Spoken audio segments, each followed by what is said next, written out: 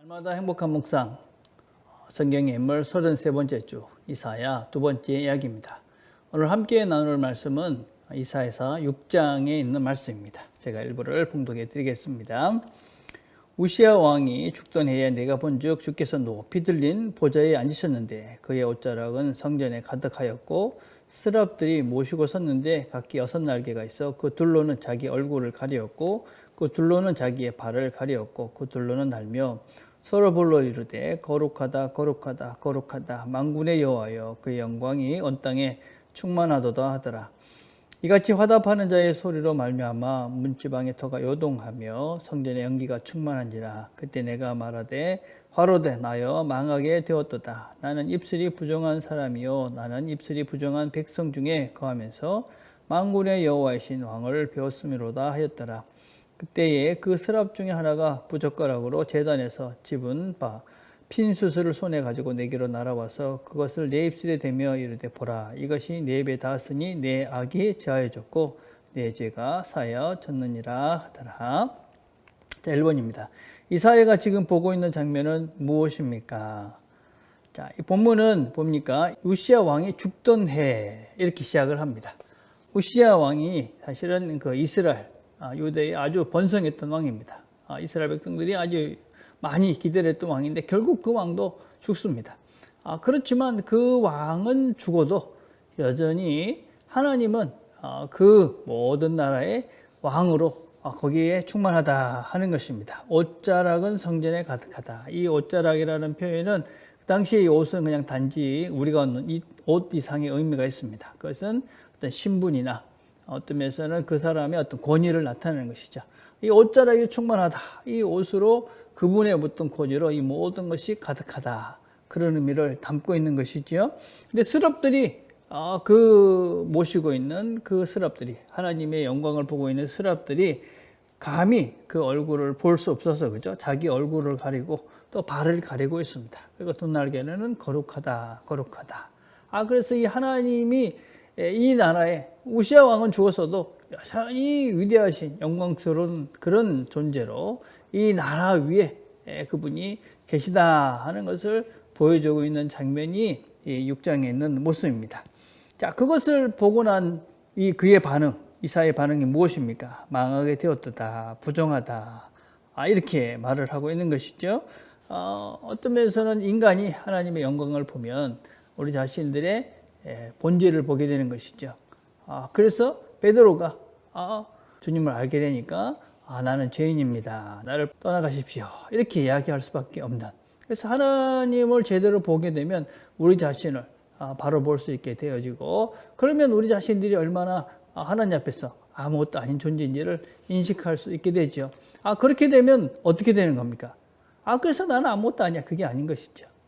그래서 그 다음의 반응은 그래서 내가 이제는 하나님을 따라가야 되겠구나. 그 하나님의 영광 속에 내가 들어가야 되겠구나. 이렇게 이제 반응하는 것이 이 사람들의 이제 본질적인 모습이죠. 그래서 하나님께서는 그런 영광스러운 모습을 보여주면서 너는 그래 이제 죽을 존재야. 그렇게 하시려고 보여주시는 것이 아니죠.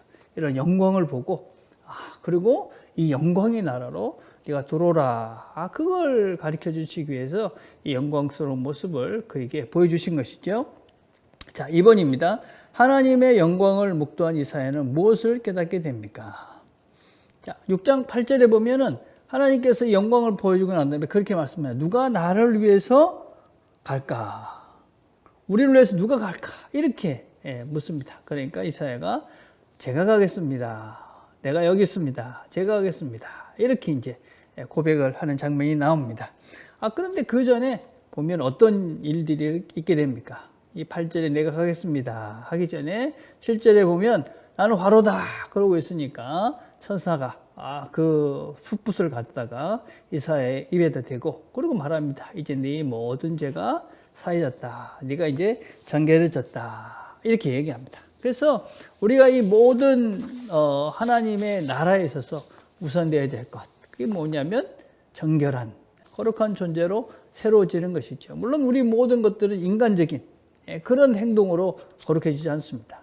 하나님의 은혜로 우리가 이제 거룩해지는 거죠. 새로워지는 것이죠.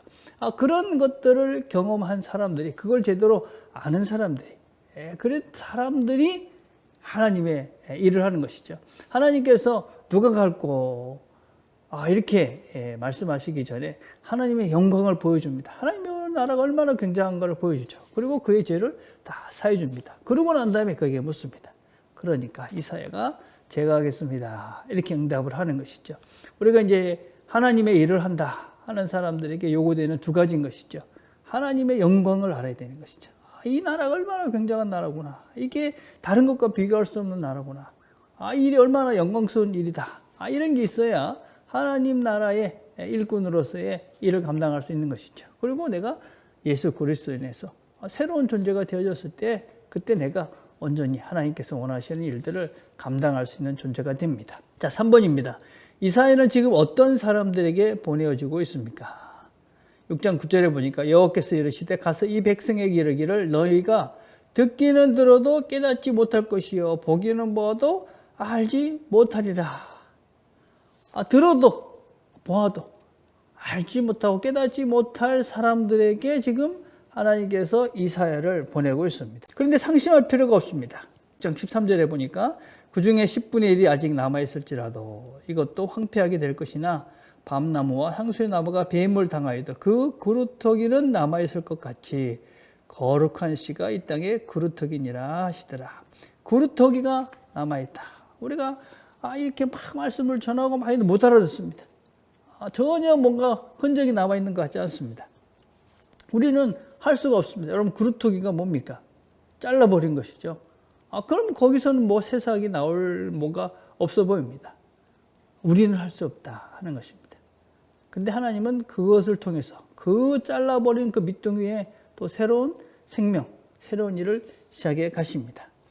그래서 여러분, 우리가 뭔가 열심히 했는데 뭔가 이렇게 눈에 보이지 않는다고, 뭔가 효과가 당장 나타나지 않는다고 이렇게 상심하거나 낙심할 필요가 없습니다. 여러분, 그럴 때 기대를 해야 됩니다. 하나님께서 어떻게 일하실까? 이게 이제 우리 신앙인들의 자세다라고 할 수 있습니다. 이사야는 이런 들어도 못 깨닫고 보지도 못 깨닫는 이런 사람들에게 보내졌습니다. 그러나 그의 메시지를 통해서 이스라엘은 또 다른 세계가 열려지는 것들을, 또 다른 희망을 그들이 보게 되는 것들을 우리가 알 수가 있습니다. 우리가 하는 것이 단지 지금 보이지 않는다고 걱정하지 마시고 하나님의 말씀에 순종해 보십시오. 하나님께서 우리가 뿌려놓은 그런 작은 씨앗들을 통해서 하나님이 또 위대한 것들을 거두시는 날들이 있게 될 것입니다.